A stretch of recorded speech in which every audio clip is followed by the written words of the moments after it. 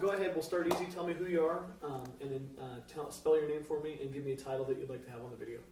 Michael, I'm Fred Viren, V-I-R-E-N. I'm a physician in Spokane, and I am now retired, and except for the fact that I do go around the country teaching. Title, just physician and friend. I like that. That's very nice. Let's start from the beginning. Why don't you tell me what you know about Walt, where he came from, what his childhood was like? Walter is a very interesting person, Michael. He basically was raised in rural Georgia in a pretty different type of an environment. His father was a stunt pilot and would fly in barnstorming shows and made his living that way. He had a couple sisters. They were good friends. His mother is still alive. Father has passed away. I fortunately had a chance to know all of them.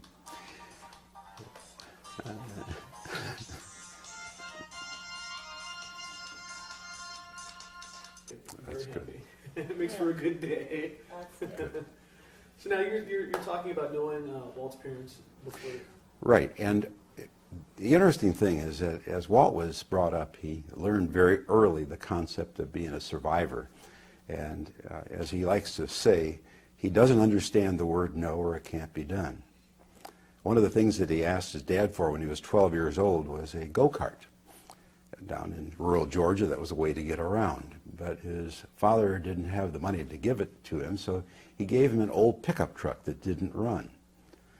That pickup truck he made run, but it didn't have a starter, and so you'd sort of have to push it down a hill to clutch start it or have friends push it. And he was 12 years old. It took him a year to save $11 to get enough to buy a starter and have transportation to get around. And that is sort of the way that Walt has been his entire life as I can see it. He has the ability to understand what he wants and then to go and get it. Did his dad incorporate him at all in the stunt flying? I mean, was there? No, his dad did not accompany him in that. As far as I know, and at least Walt tells me the stories about his dad being a stunt pilot, but didn't really get involved in his place in doing part of that. But the adventurous nature is something that was brought out by his father, I think, because that's what Walt has been like. He tackles almost anything and makes sure it's going to succeed. Is that a gene, do you think? I don't know. Or gene or genius, I'm not sure. Walt was out at Fairchild. He had tried college and he found, just like a lot of other very bright people, that this didn't really fit his needs. And so he joined the military service, and we were very fortunate in Spokane to have him be sent to Fairchild Air Force Base, where he was a sergeant in the survival school. Now, when he was out there, he had some spare time, and he realized that there were shops on the base where you could do work on your cars and whatever, and he wanted to make a little extra money, and so he went over to the shop, and he found out that he could fix cars. And so he went out and bought a Camaro that was 28 miles on the Camaro, but it had been smashed up. And he bought 2 pounds of Bondo and a $99 paint sprayer from Sears, and proceeded to fix it up and sold it to one of the officers on the base for a $500 profit. He thought that was a good way to make money, and so he would 1 week figure out how to buy a car, 1 week to fix it, and 1 week to sell it. Learning the techniques that have worked throughout his life, and that is being a good buyer and spotting the right piece of property and spotting the right piece of whatever it was he was into, knowing how to fix it up and make it right, and then how to market and sell it. This is a remarkable trait that's been repeated throughout his life in the business. But $500 was not enough. He liked to add a few more zeros onto that, and $5,000 or $50,000 sounded better and didn't involve a whole lot more work. It was about that time he got out of the military service, and he was trying to figure out what to do for the rest of his life, and he wanted to stay in Spokane. He adopted it as his home at that point. So he literally picked up a telephone book and started going through the yellow pages, and when he got to the R's and saw real estate, he decided that that was going to be his career. And so he started small. He built a 13-sided house up on the South Hill, sold it. 13, by the way, is sort of his lucky number. And he's repeated that through many of his projects. Walter built many other pieces of property, reconverted some old places for student housing at Gonzaga, built some small rental units, converted some buildings into offices. Okay. Okay. Susie, do you need some water? I got to ask you, how do you know so much about Walt? Walt and I have been friends for 35 years. Walt and his wife Karen and Monique, my wife and myself, we travel together a lot. We visit them in their place down in Florida. And he built our home, by the way. Our initial contractor went bankrupt, and he picked up the pieces. And it's a very long story, but it was something that Walt came in and did a superb job of finishing our home, and then he built his own home. So we've been friends. Do you remember the first time you met him? First time I met him, actually, was through some friends, and we were just in a sort of a social party, and then he found out that we were having some problem because when our first builder went bankrupt, we were stuck in trying to figure out how to survive and still finish the house. And Walter came in and he made some suggestions and then made the offer that he would finish it for us. And the bank wouldn't be very supportive of that, by the way, because he had no background or experience. And he did a superb job, and it's still standing today, and it's still a wonderful piece of work. So was he married at the time when you met him? He got married about that time. He met Karen, and they were part of the same friendship group that we had. And Karen was a school teacher at Balboa School. She had been there, by the way, for about 19 years before she finally quit. But they got married, and she complimented Walt very well. He didn't know the value of a stamp, didn't really understand the bookkeeping. He was a visionary, but she was able to step in and do all the business aspect, run the computer. I remember when they bought their first Apple computer and started trying to put things on in the computer instead of receipts in a shoebox. And she was the one who had the business head. She also has a real sense of understanding quality and beauty and has put that aspect of it into the equation. Do you know how they met? Do you know the story of how they met? I don't really know the story of, I can't know or remember the story of how they met except in that friendship circle that we were in. But they met and fell in love and have been married, and they've been a great partnership ever since. How long have they been married? About 34 years. There was a bus on that. I'm going to ask you again and incorporate my question. How long have they been married? They've been married for about 34 years. Did you go to the wedding? We did not go to the wedding, as a matter of fact. We were acquaintances at the point where they got married and not really close friends. The friendship evolved after that. How did it evolve? How did your friendship grow? It really started with our home. When he picked up the ball and finished the building of our home, my wife and Karen painted the beams in the home, and we put in the fireplace hearth together. Walt said when he finished building our home that that's the last time he's ever going to build a home for a private party.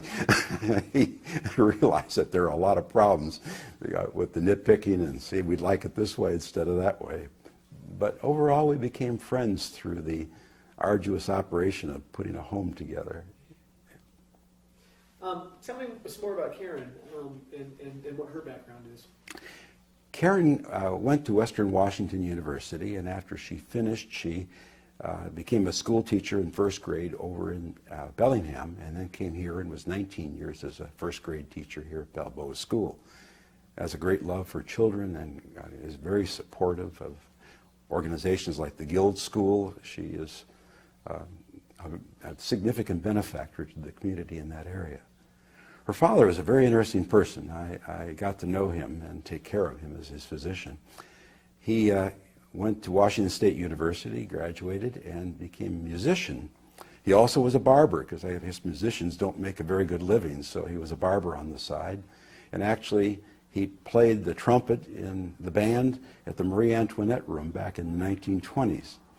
And so that there is a history of the Davenport Hotel and a relationship in that situation. Father had a wonderful sense of humor. By the way, he was a friend of Doc Severinsen, who was the musician and ran the band on the Johnny Carson show at night.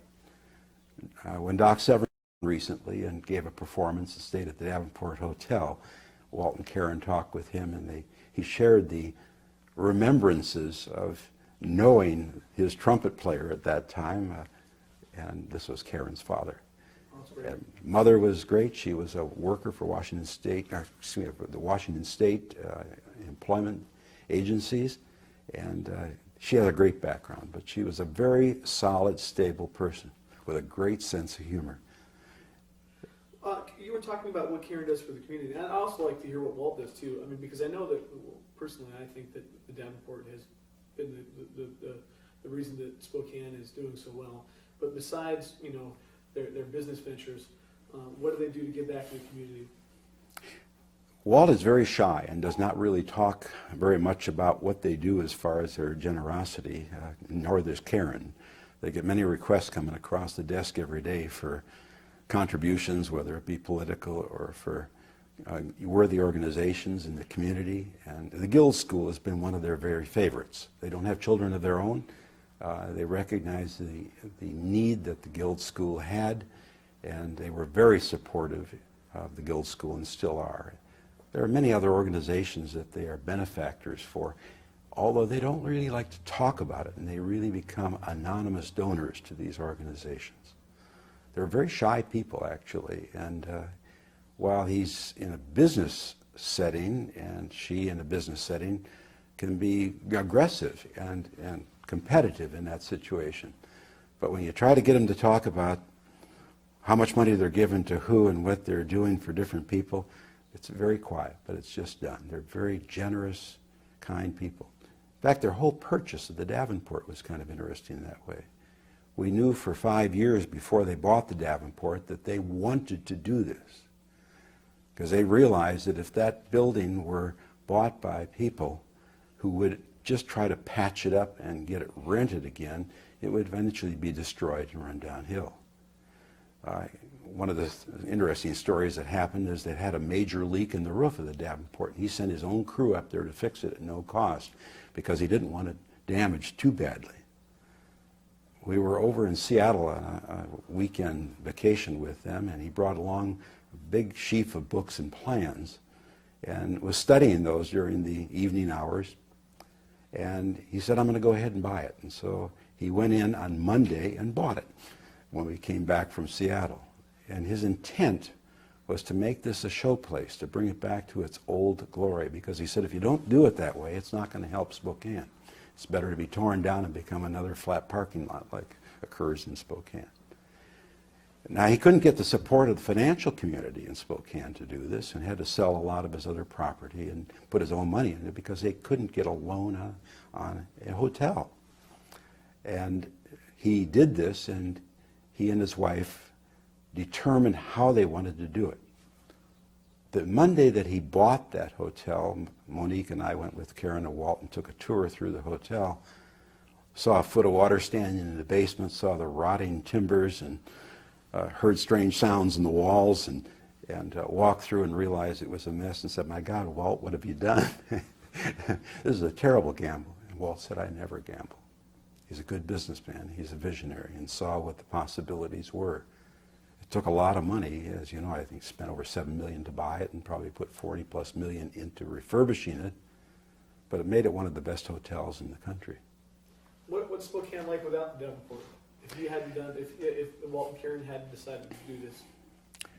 I don't know. Walt and Karen and I and Monique have talked about this, and we all are real believers in the good people in this community, and I think that Spokane would have still come along. It would have still been a great place. And they wanted to make a contribution to make that work better. How it would have happened if they tore it down or if they made it a flop house, I don't know. But Spokane is a wonderful place with wonderful people, and that's why Walt stayed here, and that's why he and Karen and become a big part of this community. They'll love it. Besides the Davenport, I know you talk about in what I read some of the other projects that they've done to help out, other parts of the community. Well, not just, business ventures that obviously benefited them, but then also talking about revitalizing grocery stores. Or can you tell me about some of their business ventures? Well, Walt, as part of his investment into the community, looked around and saw a bunch of boarded up grocery stores that people had moved away from in parts of the town that were needing a rehab, so to speak. They didn't have a central focus in those communities. He bought the grocery stores, and with his own intention of designing and fixing them up and making them attractive to bring people back into that community, make it a focus for the neighborhood. Then he became a good negotiator with the state and brought their offices into those buildings so that they could serve the community right where the people lived who needed those services. In other words, he didn't just rehab them as junk. He tried to really make a good-looking center focus for those parts of the community. Did the same thing in building some of the office space that he created. And then he took that big rock pile up by the Coliseum, which was sort of an ugly thing that nobody figured they could build on it.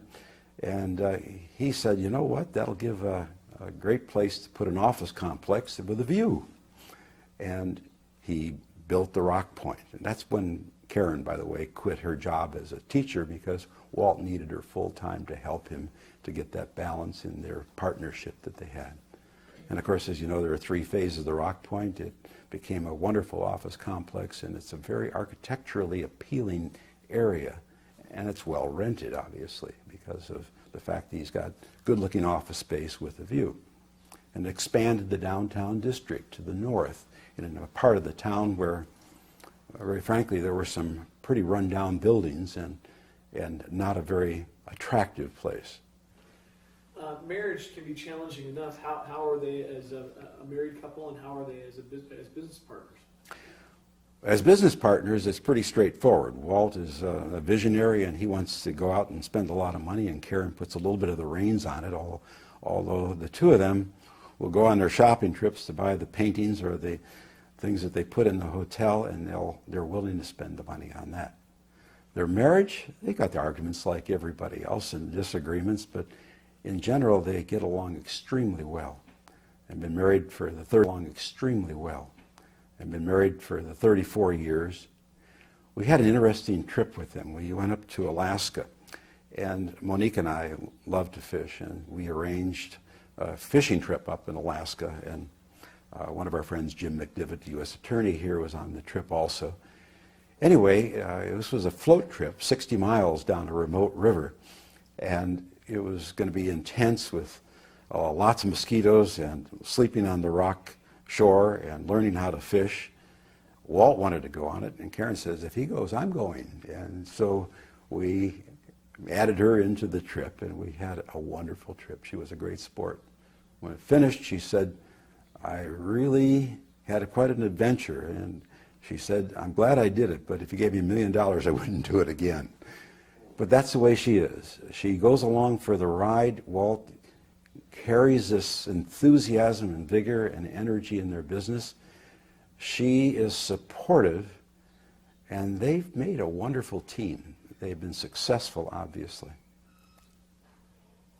On the personal side, how's your friendship been with them? And also with Karen? Our friendship it's interesting because right after we finished building the house, we had some arguments about that, and so things cooled down just a little bit for a while, but then we became friends. We started to get together for evenings and have dinner and at each other's homes. We started doing some traveling together. We had a wonderful trip to France in September of last year for 3 weeks. And when you're living together for 3 weeks, you wonder if you're going to still be friends or if you're going to never talk to each other again. It was a wonderful experience, and we were close friends, closer at the end of the trip than we were before. That's great. What would your life be without Walt and Karen?